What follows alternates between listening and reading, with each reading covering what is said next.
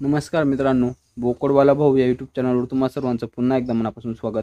मित्रांनो, काय होतं, बोकडांना बऱ्याच वेळा सर्दी आणि खोकला एवढा प्रचंड प्रमाणात होऊन जातो ना, की त्या बोकडांचं चारा खाण्यामध्ये मन लागत नाही. आणि अशा वेळेला आपल्याला त्या बोकडांवर प्राथमिक उपचार करणं गरजेचं होऊन जातं. त्यासाठी मित्रांनो, मी बोकडांच्या सर्दी आणि खोकल्यावर असा एक घरगुती उपाय घेऊन आलो आहे, जेणेकरून त्या बोकडांना लवकर जो काही फरक आहे या उपायामुळे पडणार आहे. त्यासाठी तुम्ही हा व्हिडिओ कुठेही स्किप न करता शेवटपर्यंत पहा.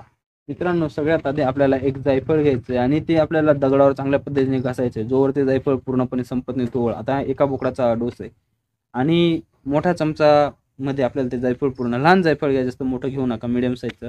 आणि जायफळ घासल्यानंतर मोठा चमचा घ्यायचा आहे, पळी घेतली तरी चालेल. त्या पळीमध्ये आपल्याला त्या जायफळचं जो काही पाणी किंवा जे काही किसलेलं आपण आहे ते द्रावण त्या पळीमध्ये पूर्णपणे जमा करून घ्यायचं आहे. आणि त्याच्यामध्ये 2 चमचा आपल्याला 1 ते 2 चमचा त्याच्यात आपल्याला मध ॲड करायचं आणि चांगल्या पद्धतीने ते मिक्स करून घ्यायचं आहे. आणि मिक्स केल्यानंतर मित्रांनो, जे काही द्रावण तयार होईल ते द्रावण आपल्याला बैजभरी त्या बोकडाच्या जिभेवर पूर्णपणे चोळून द्यायचं किंवा असं लावून द्यायचं, चाटून द्यायचं त्या बोकडाला.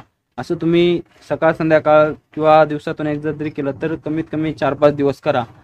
2-3 दिवस म्हणजे पहिल्या दिवस झाल्यानंतर दुसऱ्या दिवसापासून जो काही बोकड आहे हा स्वतःहून ते चाटायला लागून जाईल, कारण की मध्ये गोड राहतं आणि बोकडांना गोड खायला हे आवडतं. म्हणून तुम्ही जायफळ आणि मध चांगल्या पद्धतीने एकत्र करून ते पाजत चालायचं आहे. याने मित्रांनो, जे काही बोकड आहे यांच्या सर्दी आणि खोकल्यावर 100% जो काही रिझल्ट आहे हा रिझल्ट तुम्हाला भेटणार आहे. आणि बोकड हा एक घरगुती उपाय असल्यामुळे बोकडांना याचा काही दुष्परिणाम सुद्धा होणार नाही. तर मित्रांनो, अशा पद्धतीने तुम्ही हा उपाय करून तुमच्या बोकडांच्या सर्दी आणि खोकल्यावर चांगला उपाय हा करू शकता. तर मित्रांनो, आशा करतो आजचा हा व्हिडिओ तुम्हाला आवडला असेल. व्हिडिओ आवडल्यास व्हिडिओला लाईक करा, शेअर करा आणि आपल्या बोकडवाला भाऊ या यूट्यूब चॅनलला सबस्क्राईब करायला विसरू नका. धन्यवाद.